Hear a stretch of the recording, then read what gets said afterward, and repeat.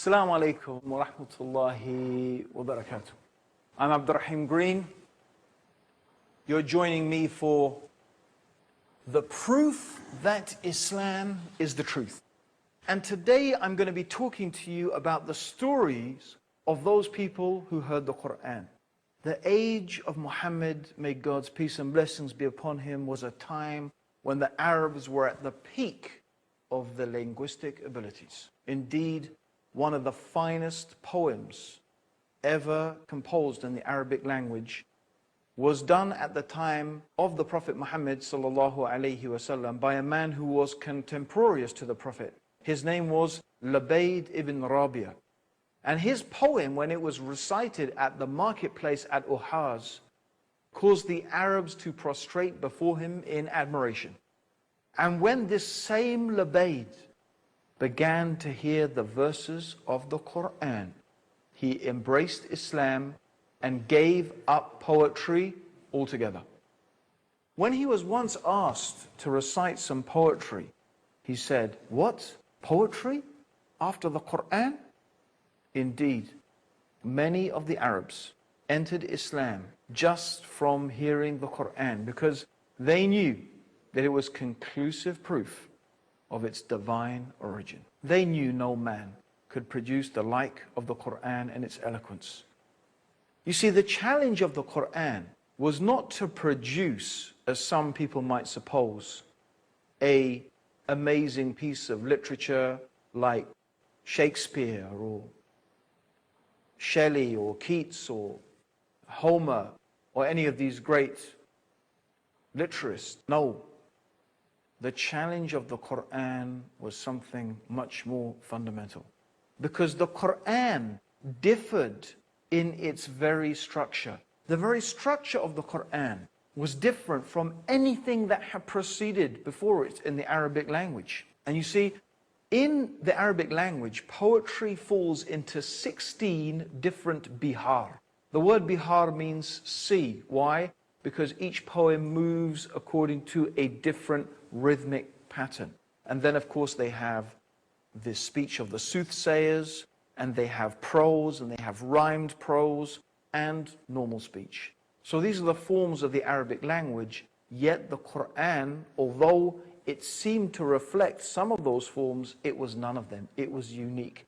It was not like anything the Arabs had ever heard before. It did not fit into any of those categories, yet at the same time, it made sense, more than sense. It was the peak of eloquence. And this is what made the Quran inimitable.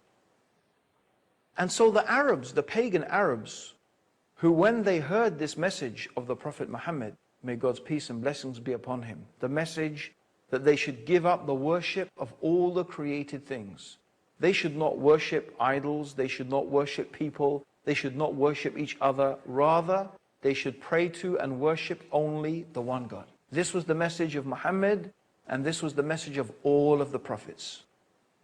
When they heard this message, many of them did not like what they were hearing. They started to rebel. Mostly the rich and the powerful people, because in their mind, it was challenging their self-interest. The Kaaba was the center of pilgrimage for all the people in Arabia. They used to come to the Kaaba, and a tribe that was in charge of the sacred precincts around the Masjid al-Haram, the sacred mosque, the Kaaba and its surroundings, was known as the Quraysh, and they were the most respected tribe in Arabia at the time. Indeed, the Prophet Muhammad sallallahu alaihi wasallam, may Allah's peace and blessings be upon him, himself was from the Quraysh. The Quraysh was a large tribe, and the Prophet sallallahu alaihi wasallam was from Bani Hashim, which was a sub-tribe of the tribe of the Quraysh. However, the Quraysh collectively were in a state of despair about this message of the Prophet Muhammad. How can he make all the idols into one God? How can he make all of these into the worship of the one God? They imagined that if this happened and the idols were removed and the Kaaba was only to worship one God, who would come to the Kaaba, who would come to Mecca, who would perform pilgrimage. Actually, really what they had in their mind was their own material self-interest, not truth, not the reality of whether Muhammad was a prophet or not. This is not what they were interested in. In fact, one of the uncles of the Prophet Muhammad, he said, look, your tribe has looked after the pilgrims and our tribe looked after the pilgrims. Your tribe did this good action and our tribe did this good action. Now you say you are a prophet? How can we compete with this? In other words, he was admitting that his refusal to follow Islam was based purely upon his tribal allegiance. What a stumbling block to truth. What a disastrous path they were following. So they got together. What are we going to do? How are we going to combat this Quran, this amazing speech that enticed, that enchanted its listeners? So Alqamah ibn Abdul Manaf, he said in a gathering of the Quraysh leaders, O Quraysh, a new calamity has befallen you. When Muhammad was a young man, he was the most liked among you, the most truthful in speech and the most trustworthy, until when you saw the gray hairs on his temple, he brought you his message. You said, he's a sorcerer, he's a magician. But he is not. For we have seen such people and their spitting and their knots.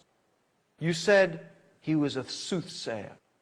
But we have seen those people and their behavior, and we have heard their rhymes. And you said he's a poet. But he's not a poet. For what we know every type of poetry. You said he was possessed. But he's not possessed. We've seen the possessed people, and he shows no signs of their gasping and whispering and delirium. O men of Quraysh, look to your affairs, for by Allah, a serious thing has befallen you. Well, the Quraysh didn't know what to say. They tried all types of different things. They called the Prophet a soothsayer. They called him a magician. They called him a poet. They called him possessed. But none of these things were sticking. People didn't believe it because when they met the Prophet Muhammad, they knew that he wasn't like any of those things. So what they decided was that they were going to tell the people the magic of his speech turned a man away from his father, wife, brother, family, and tribe. This is what they said. And of course, in a sense, that was true. In a sense, the message that there is nothing worthy of worship except the one God was something very revolutionary, very different. It was something that separated the people who worshipped the one God from the people who worshipped others than the one God. So this is their claim. This is what they decided to say. The magic of his speech turned a man away from his father, his brother, his wife, his family. And then Abu Lahab. Abu Lahab was one of the uncles of the Prophet Muhammad sallallahu alaihi wasallam. And Abu Lahab would wait on the roadways into Mecca in the Hajj season. Now the Hajj is the pilgrimage, the annual pilgrimage. And that Hajj has been going on for thousands of years. Even before the time of the Prophet Muhammad, the Arabs used to make Hajj to Mecca. But the Hajj had become corrupted with idol worship over the years. But the people still used to come from all over Arabia to the Hajj, and this was the source of the wealth of the Quraysh, that of course they were so frightened that the message of Islam was going to destroy. I mean, as a side point, look how many people are going to Mecca today. They didn't suffer because of it, did they? Anyway, he went, Abu Lahab, and he used to go and warn people. He used to say, watch out. Be careful of this man, Muhammad. You know, he's my nephew. I know. Don't listen to him. He's got this speech that if you listen to it, even if you listen to it, you'll be fallen under its spell. Now there was a man. His name was Tufail ibn Amr. Now Tufail was the chief of the Daws tribe. He was the chief of a whole tribe. And he himself was a very distinguished poet. So he was an important man in society, the chief of his tribe. He was a poet, and he was on his way to Hajj. And as he arrived in Mecca, he was accosted by one of these Meccans, telling him all these stories, warning him, said, Muhammad this, Muhammad that, watch out for this man. He's so dangerous, you have to watch out for him. So this is what they were saying. Now I'm going to tell you the rest of his story after the break. Don't go away. Come back, listen to us, listen to this amazing story of Tufail ibn Amr and how he became Muslim by listening to the Quran.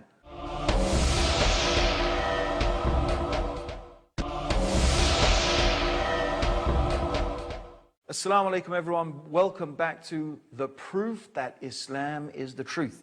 And today we're talking about the stories of those people who heard the Quran and how it influenced them and affected them.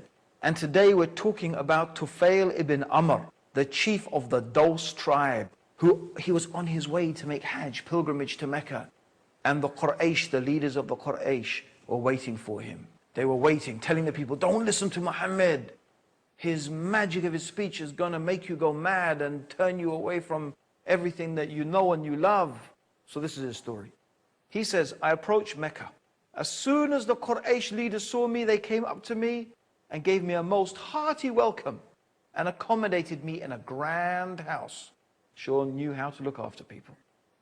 Their leaders and notables then gathered and said, O Tufail, you have come to our town, and this man, he claims he's a prophet, has ruined our authority. Notice, he's ruined our authority and shattered our community. We are afraid that he would succeed in undermining you and your authority and your community, just as he has done with us. Don't speak to the man.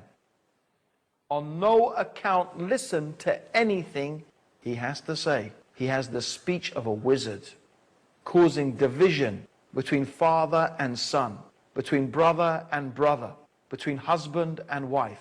And they kept on telling me the most fantastic stories and scared me by recounting tales of his incredible deeds. I made up my mind then not to approach this man or speak to him or listen to anything he had to say. The following morning, I went to the place of worship, went to the Kaaba and made tawaf around the Kaaba as an act of worship to the idols that we made pilgrimage to and glorified. I put cotton in my ears out of fear that something of the speech of Muhammad might affect me. As soon as I entered the place of worship, I saw him standing near the Kaaba. He saw the Prophet Muhammad standing near the Kaaba. He was praying in a fashion which was different from our prayer. His whole manner of worship was different. The scene captivated me. His worship made me tremble, and I felt drawn to him despite myself, until I was quite close to him. Notwithstanding the precaution I had taken, God willed that some of what he was saying reached my hearing, and I said to myself, what are you doing, Tufail? You are a perceptive poet. You can distinguish between the good and the bad in the poetry. What prevents you from listening to what this man is saying? If what comes from him is good, accept it. And if it's bad, reject it. I remained there until the Prophet left for his home. I followed him and he entered his home, and I entered also, and I said, O Muhammad, your people have said certain things about you to me. By God, they kept frightening me with these things and keeping away from your message until I blocked my ears to keep out your words. Despite this, God caused me to hear something of it, and I found it good. So tell me more about your mission. The Prophet ﷺ told Tufail about the mission, and Tufail said, and then he recited to me Surah Al-Falaq. And he said, I swear by God, I have never heard such beautiful words before. I had never heard such beautiful words before. neither was a more noble mission ever described to me. Thereupon I stretched out my hand to him in allegiance and testified that there was none worthy of worship except the one God, and that Muhammad was truly the messenger of God. And that's how I entered the religion of Islam. Even the leaders of the Quraysh were unable to desist themselves from hearing the Quran. Tufail heard the Quran, and as I said, he heard it and he became Muslim. But actually, even the leaders of the Quraysh, they were unable to desist and to resist.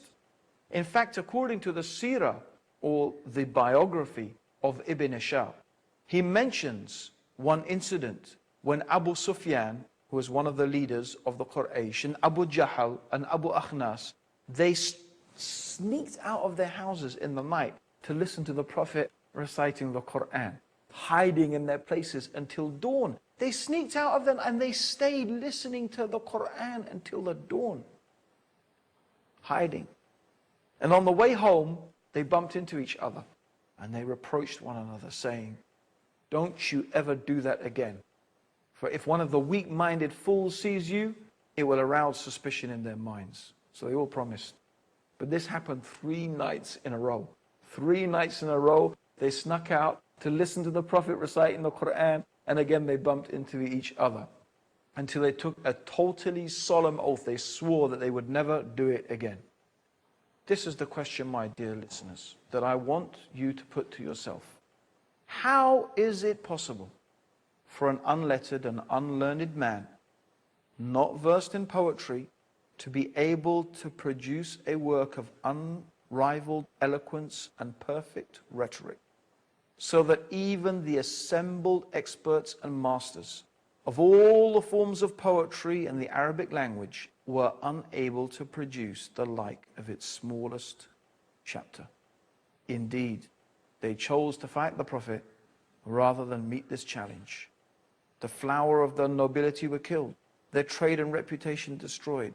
How could they choose this rather than count the verses of the Quran? Let us look at another story. This is the story of Umar ibn al-Khattab. He became one of the strongest defenders of Islam. But before that, he was one of the most violent enemies against the Muslims. He took it upon himself to physically abuse and attack the Muslims. And things became so bad for the Muslims that they were forced to flee. And this was something unheard of. That people should flee their own tribes, that they should flee their own people, because the Arabian society was held together by tribalism. But the Muslims were fleeing their own tribes and they fled to go and live in Abyssinia. And when this happened, Umar really began to think about things. And he was really unhappy about it. And the more he thought about it, the more unhappy he got. Until one day he decided, I am going to kill Muhammad. I've had enough. He took his sword and he was on his way to kill the Prophet Muhammad. But on the way, he met one of the people who had become Muslims secretly. And he said to him, "Where are you going, Umar, with your sword drawn like that?" He said, "I'm on my way to kill Muhammad." So he started to think, what can I do? And then he remembered that in fact the sister of Umar had already become Muslim. He said, "You know what, before you deal with Muhammad, maybe you should deal with your own family first." He said, "What do you mean?" He said, "Your sister, she has become Muslim." So Umar was so infuriated. He was so mad. He changed direction, still with his sword drawn. He headed off to his sister's house. He arrived. And when he got to the door, he heard a noise that he had not heard before. He smashed down the door, and there he found his sister and her husband reading something. She jumped up, and he hit his sister, and she fell on the floor and started to bleed. The sister of Omar said, "Okay, I have become Muslim. Do what you like with me. Kill me. I don't care. I've become Muslim. So what?" And when Omar saw his sister lying there, bleeding and so vigorous and defending herself and not even afraid to die, he calmed down. He said, "My sister, what is that you are reading?" She said, "They are the verses of the Quran, the speech of God, the words of Allah." He said, "Let me see it." She said, "No, not until you wash yourself first." So she made Omar wash his hands so he could not touch the paper of the Quran without washing himself. And then he sat down and he began to read. And as he read, and as he read, and as he read, the Quran began to enter his heart. He put the Quran down and he went off. He went to the place where the Prophet Muhammad sallallahu alaihi wasallam was. "Where is Muhammad?" he said. Their people were saying, "Muhammad, it is Omar. He has come." The Prophet said, "Let him in." Omar came. He said, "O Muhammad, I testify and bear witness that there is nothing worthy of worship except the one God, Allah, and I bear witness that Muhammad is the messenger of Allah." And this is how one of the strongest and most vigorous opponents of Islam, Omar, became one of the most strongest and vigorous defenders of Islam. And he is famous until today for his justice and for his piety and for his standing up for the truth. It's another story of another person who embraced Islam just from hearing the beautiful words of the Quran. How much more do you need in order to be convinced that Islam is the truth? You need to hear more stuff? Well, there is more. Join us in our next episode for more amazing evidences of the divine origin of the Quran and for the proof that Islam is the truth. Until then, Assalamu alaikum wa rahmatullahi wa barakatuh.